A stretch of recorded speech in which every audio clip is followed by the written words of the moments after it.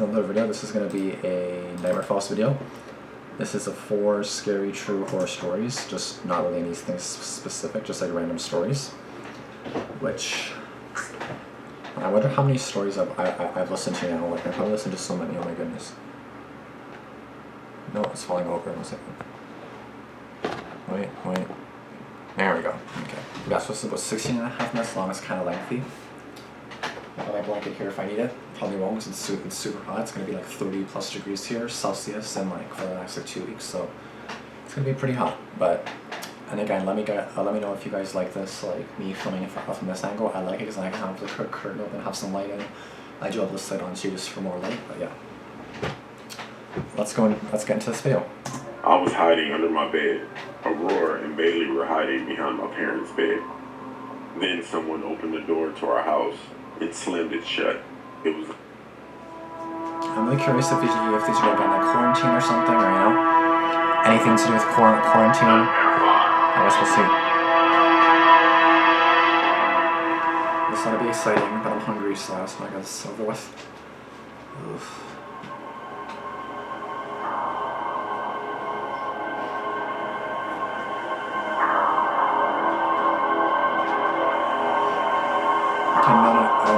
None is by the little guy, so hopefully he's all good now.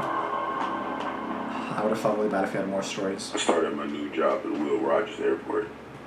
I say new job, but I was really just moved to a different airline and working on the same ramp agent position. Now I have to tell you that I have a crippling fear of heights. And my least favorite part of being ramp agent is when I have to climb in a cargo bin or rear loading plane, because it's about 20 feet above the ground. The first thing is it was raining. Not just light raining, but pouring rain with a few scattered lightning flashes and random power surges. I'd be like, no, I'm not doing that. Every now and then, we have dead bodies transported in cargo bins. This was one of those occasions, and tonight was my lucky night apparently, because my manager told me I was throwing this plane. Throwing me, I was pulling the cargo out of the bin. It was the last plane for the night, and wasn't very much cargo besides the body. My coworker John pulled the ramp loader to the plane and raised it up so I can walk up to the conveyor belt to enter the bin. About 4 other coworkers come over with a baggage tug for the cargo. I say to everyone in a louder than normal tone because the rain was loudly smacking the metal shell of the airplane. I hope y'all are ready.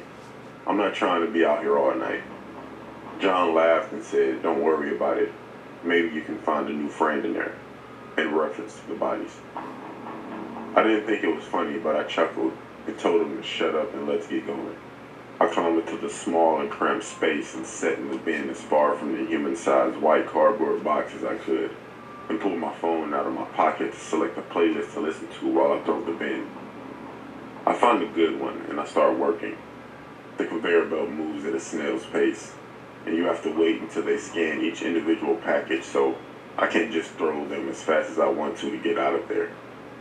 About 10 minutes into it, I'm getting closer and closer to this box, and my music stops playing. I've had earbuds that short out when they get wet, so in the front of my mind, I automatically assume that the rain somehow got on it, and I just needed to shake a little water out of them. But they were bone dry. I checked Spotify to see if it was a glitch or a problem with the app, and I see I have an unread text. Did I get a notification and forget in the midst of my rap fuel baggage handling? The way my phone is set up, when I get a message, it will tell you who it is from, but it won't display the message. You have to access them and read it. Yeah. The message was from an unknown number, which was odd because very few people have my number.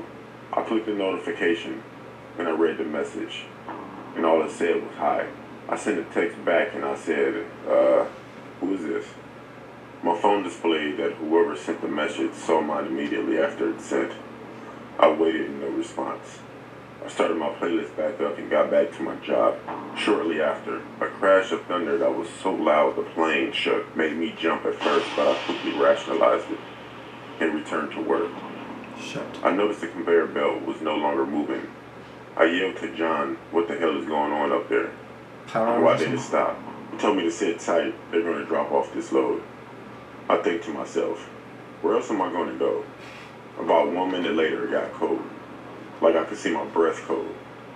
I wrote it off as just a cold front. I reach over for some stranger's luggage to lean on while I wait. As I look over for a bag to grab, lightning went across the sky and I saw a quick flash of a little boy, 11, maybe 12 years old, sitting on a white box, staring at me with this eerily happy smile, and his head turned slightly to the side. Sus.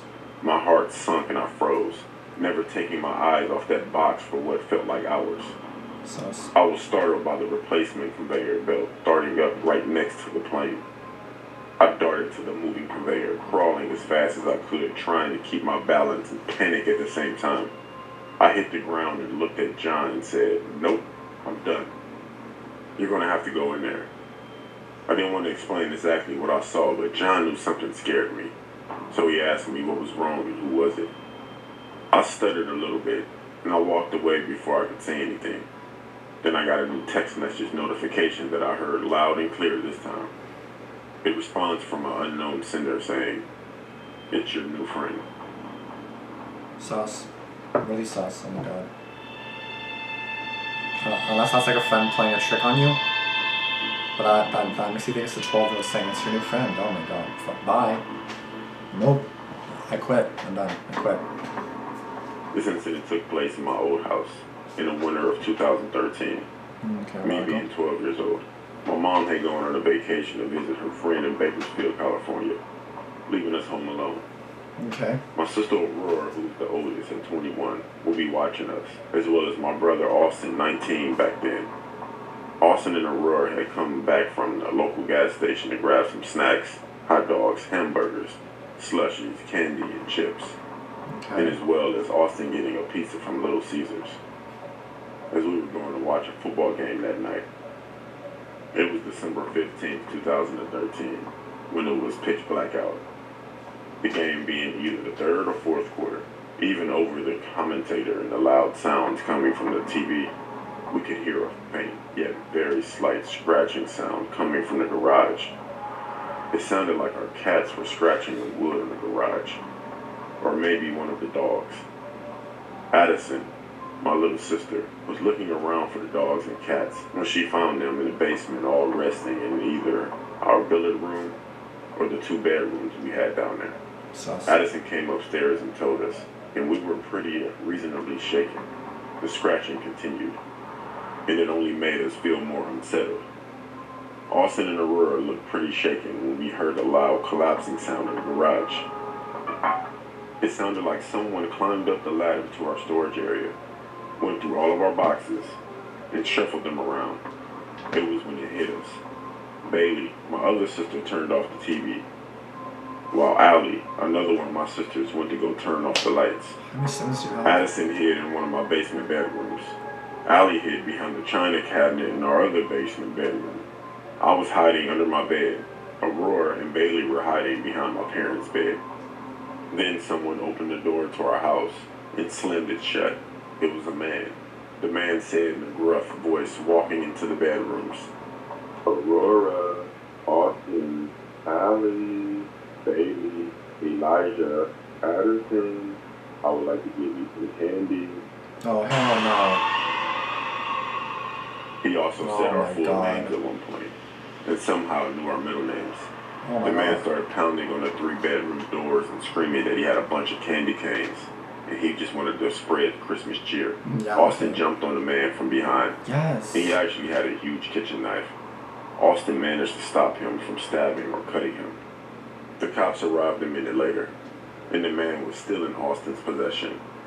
Austin had left him for maybe 20 seconds, and when he went back in the hallway, the man was gone. We heard the front door shut, and Austin never caught the guy. Unfortunately, however, the story doesn't even end yet. What? One day, when I was 15, I was walking home from school with Addison and Bailey. Aurora and Austin and Allie had all moved out by then.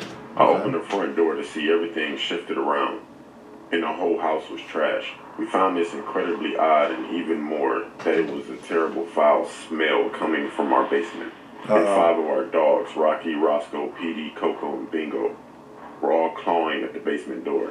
Okay, I thought they were dead. I opened the door. Since Rocky, Coco, Bingo were all German shepherds, they weren't scared as Petey and Roscoe were golden retrievers and they were petrified. Rocky went down first. He was acting very brave and then looked in the basement bedrooms and started barking. Our basement bedrooms are like this. One is off in the billet room, and there's a door at the back of the room leading to another basement bedroom. One was our guest room / office, and the other room was a storage room that was formerly our playroom. But Rocky was actually barking into our storage room. Bailey and Addison were upstairs cowering, while me and Rocky were downstairs in the storage room scavenging around the room.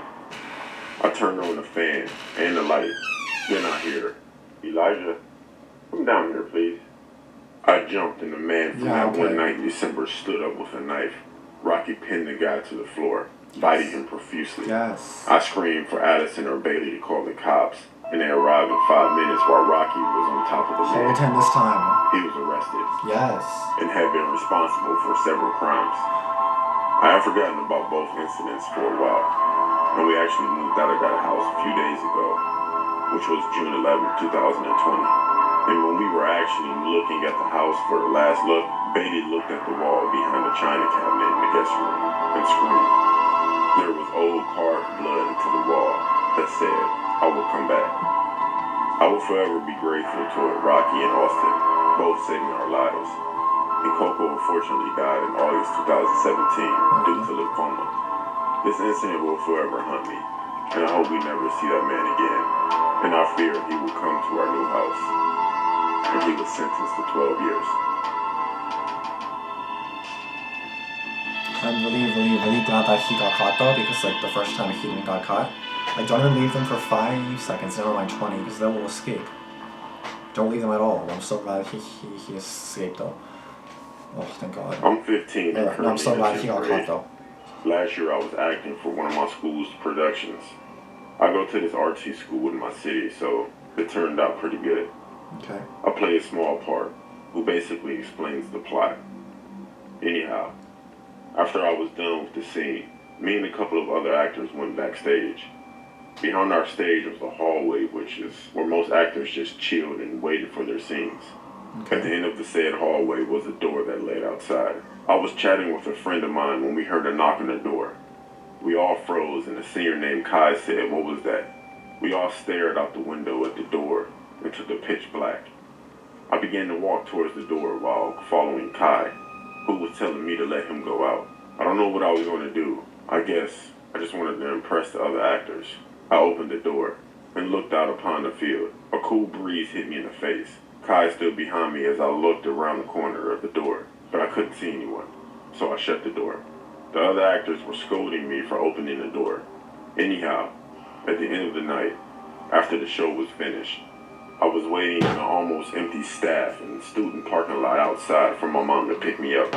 I was listening to some music and looking around when I saw something move in the field.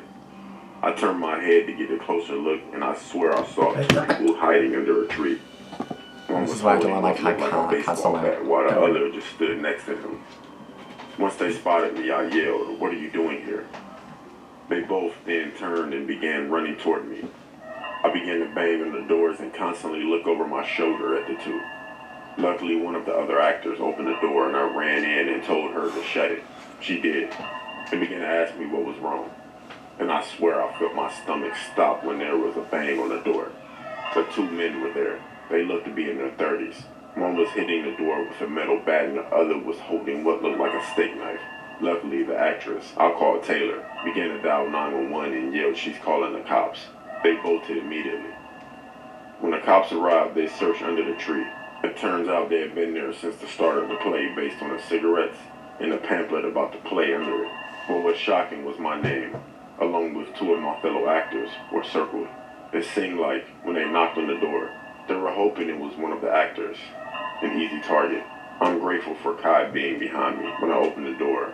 And please, whatever you do, always have someone nearby. You don't know what's out there. Right? But for real though, you honestly don't.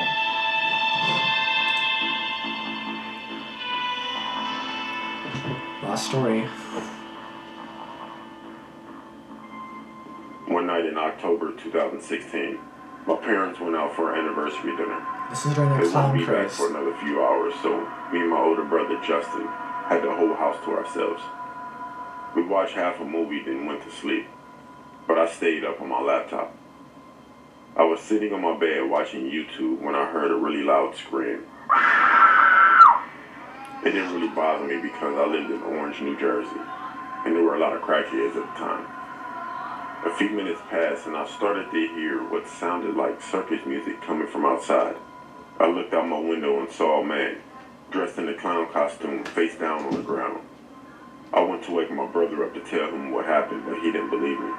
Go look for I kept yourself. nudging him to get up, and he did. When he saw it, he got the stupid idea to go check on him to see if he's alright. What? So we did. We got our boots and coats on and went outside. As we were walking down the stairs, I told my brother to go see if he was alive. I saw him walking toward him. It's a setup. I could tell he was scared. It's a You setup. alright there, buddy? He asked the man. No response. Then he did the dumbest thing ever. He got a stick nearby and started to poke him. On the third poke, he finally picked his head up and whispered, "Run." And that's what he did. That's what we both did. I dashed to the door, but I just realized that I left a key in the house. And by the time I remember we had a spare under the mat, the clown was already in front of us. Oh My my brother God. tackled him, and he hit him in the head with a rock. He called the police on the phone and my parents. My dad was pissed.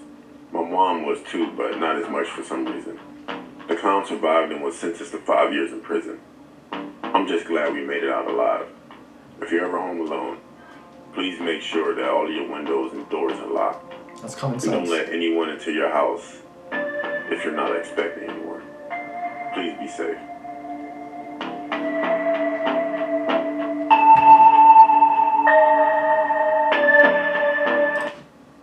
It's kind of stupid because he was saying lock your doors and your windows if you're home alone. Lock your windows whether someone's home or not. Like, okay, so I'm home, so what? Should I just like remove my windows and just have like a nice big old glob right there? And have the doors unlocked and just like wide open because we're home? No. Like, home or not, you lock your fucking shit. Again, it's only open now because I like having the brightness when I'm doing videos because I feel like I'm really tired like when it's not open. So I feel like it helps me a little bit with my videos because then it feels like I'm like a bit more concentrated somewhat. So yeah, that's why I do it. So like, you know, yeah. That's going to be it for this video though. Please be sure to subscribe if you are new. Be sure to like this video and be sure to comment down below if you have any other suggestions. And also be sure to turn on post notifications if you have not done so yet, so you never miss any videos that I do upload. I upload 2 times a day at noon every day. For now. That'll change in come September most likely when I go back to school. But yeah, that's going to be out for now. And yeah, until the next time. See you guys next time. Yeah, okay, bye.